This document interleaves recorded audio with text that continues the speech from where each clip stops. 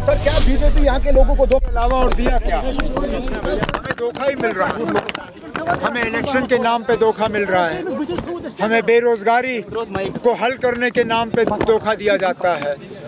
हमें डेवलपमेंट के नाम पे धोखा दिया जा रहा है। हमें यहाँ पे मामूली सी चीज़ों पे ना, बिजली के नाम पे, आखिरकार क्या वजह है कि यहाँ के बिजली के निज़ाम को ठीक नहीं किया जा सकता? इतना बुरा वक्त, इतना बुरा हाल तो हमारे वक्त में भी नहीं था। और आज तो ये कहते हैं कि पैसों से ये माला माल है, तो ये और बिजली का इंतज़ाम क्यों नहीं करते?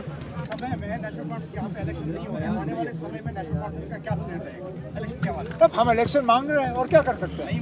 हम इलेक्शन मांग रहे हैं। उमर साहब, हम ये भी उम्मीद कर रहे हैं कि जो मुतालबा 370 का सुप्रीम कोर्ट के सामने है, कहीं इलेक्शन का जिक्र वहाँ से भी आए, क्योंकि आपको याद होगा जब इलेक्शन के लिए एक पिटीशन सुप्रीम कोर्ट में पैंथर पार्टी की तरफ से लाया गया, तो उस वक्त honourable chief justice supreme court के जो हैं, उन्होंने ये कहा था कि क्योंकि ये इशू 370 के साथ जुड़ा हुआ है, हम इसका जवाब उस वक्त देंगे।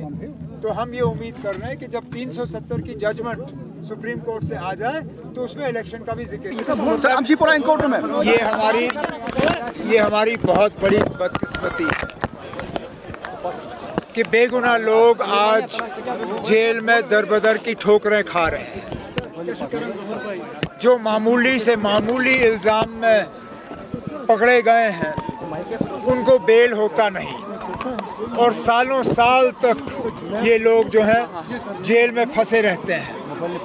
और उसके मुकाबले में आप देखें तो आर्मी का मेजर, जिसको सिविल अदालत ने नहीं, आर्मी के कोर्ट मार्शल ने खुद कत्ल के इल्ज़ाम में गुनहगार पाया, फेक एनकाउंटर में गुनहगार पाया, जहां रजौरी के 3 लोगों को यहां लाके उनको एक नकली एनकाउंटर में मारा गया। देखिए कितनी आसानी से उसके खिलाफ जो है तमाम जो प्रोसीजर है उसको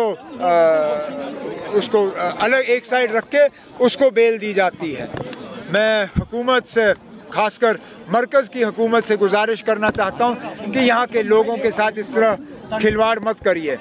यहाँ के लोगों को ये मत ये दे दीजिए सोच कि हमारा खून जो है इतना सस्ता है कि वो लोग जो हमारे कत्ल में गुनहगार पाए जाते हैं उन्हें इतनी आसानी से बेल मिल जाए।